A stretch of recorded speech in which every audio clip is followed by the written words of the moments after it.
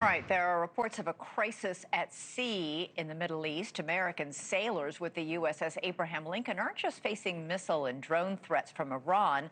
They're dealing with a severe emergency right on their own ship. There are widespread reports of a mental health breakdown on board the Lincoln, exacerbated by shortages of food and water and supplies, and reports of leaking sewage and broken toilets. The Lincoln has been deployed since November, first heading to the Pacific before it moved to the Middle East in January, where it's been ever since. Now, long deployments can be part of the job, but this one is unprecedented. Family members say some sailors have become so exhausted and desperate they're sharing suicidal thoughts. Several have even reportedly tried to throw themselves overboard. The administration is denying it, but U.S. senators are now demanding answers. They even propose a congressional delegation go to visit the carrier.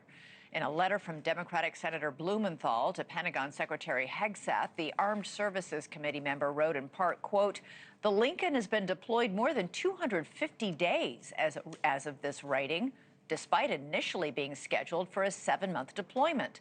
The carrier hasn't made a port call in more than 200 days, setting a record for consecutive days at sea. There have been widespread reports of deteriorating mental health."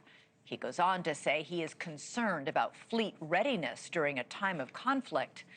Aircraft carriers typically make port calls every 30 to 45 days for rest and replenishment. Sailors' families say the long workdays combined with the stress of war and those supply disruptions have had a devastating impact on morale. At a town hall meeting last week with Navy leadership, several families spoke up with concerns. One Navy wife shared a message from her husband that she had received that very day. In it, he wrote, quote, "He hopes he doesn't wake up tomorrow." For his part, Secretary Hegseth has called the reports of troubling issues on the Lincoln, quote, "fake news," and claims these recent reports of a mental health crisis are distorted. Listen, we make sure that every ship, every crew, every captain has everything we can provide them at every single moment. Some deployments are longer than others, and I have more respect and gratitude for those sailors than anybody. What they do in those high seas and those austere conditions with less port calls, it's incredible. The Wall Street Journal reports that the USS Washington is on its way to now replace the Lincoln, but a Navy spokesman refused to confirm that to NewsNation, citing operational security. Joining us now is a reporter who's been on top of this story, Alison Bath, who's with the Stars and Stripes. Thanks so much, Alison, for joining us. So, listen, I grew up reading the Stars and Stripes. This is a newspaper for the military. You have spoken to the families of several of those sailors on board the Lincoln. What are they telling you about the stress and the strain on board the carrier? Well, they're telling me that they have endured food shortages, water shortages. They've had long periods where they've only been able to take cold showers.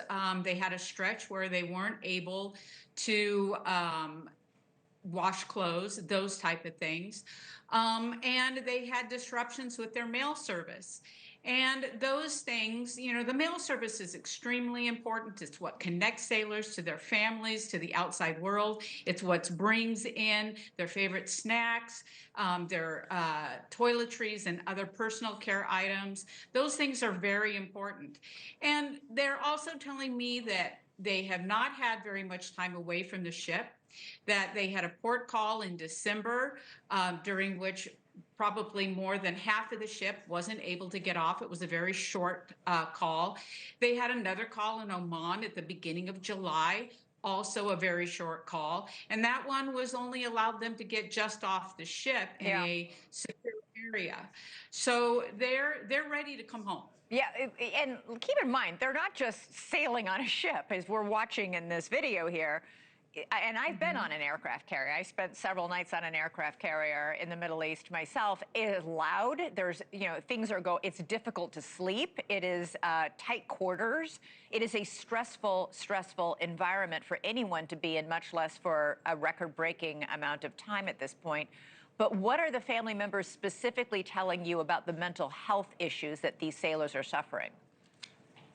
I have had them say that they are very concerned about them. We had a mother that wrote us who said that it was very painful. It was very difficult to listen to her son tell her that he and other sailors just thought about jumping off the ship for relief. This is very difficult to hear. It's very difficult if you're that mother of that sailor to hear. They are telling me that they can tell that their spouses are deteriorating, and it's difficult to watch that. It's very painful. They want their loved ones to come home. They want to know that they're safe, that they're secure, that their mental health needs are being addressed. And like I said, most importantly, they want them to come home. It's time for, as far as they're concerned. There was this big town hall meeting last week in which many of these family members shared these same concerns with members of Navy leadership. Did the Navy leadership acknowledge the problem? Did they promise to make any changes or to do anything to help?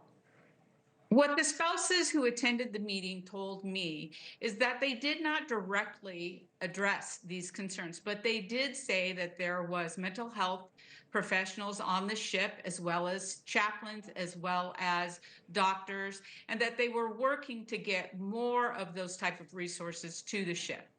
So they were going to, their solution to the family saying, we're hearing from our husbands, from our sons, that they're thinking about jumping overboard, their solution was to send more chaplains and counselors to the ship? Well, they didn't directly address what the families had said, but they wanted the families to know that those resources were available to them. That there were chaplains and counselors already on board that were available to these Yes. sailors. Did the Yes. families feel like their concerns were being taken seriously? I think the families felt, at least the ones that I spoke with, they felt that it was something that they had heard before. And they didn't get the answers that they wanted. They wanted to know when the ship was going to come, for instance, those type of things. And they didn't get the answers that they wanted. And as of tonight, as we speak, officially, there is no plan for the Lincoln to come home. No, there isn't. When they spoke with at those meetings, the officials cited operational security as one of the reasons why they couldn't tell them. And that's not uncommon, as you know. Right. The Navy is very reticent to say where its ships are or when they'll be leaving a theater. Secretary Hegseth is calling these reports of sailors, you know, at their wits' end and suffering suicidal thoughts, quote, fake news, and completely misrepresented. How do you think the families are going to react to that? Well, I haven't spoken with Secretary Hegseth. What I can say is what the families have shared with me is that they are deeply, deeply concerned about their loved ones. They know that this has been strenuous for them. It's been tough. They also know that their loved ones, they're not complaining. I think that's really important to say here. They're not complaining about their jobs. Right. They're not saying we can't do their jobs. They're holding their hands up and they're saying, hey, we've been at sea for 250 plus days. We've done 40 days of sustained combat operations. We need a break like anyone else would need. We need that time to recharge and so that we can go back into the fight. By the way, we're asking a lot of these men and women to be at the very top of their game at a time of intense tension in the Middle East.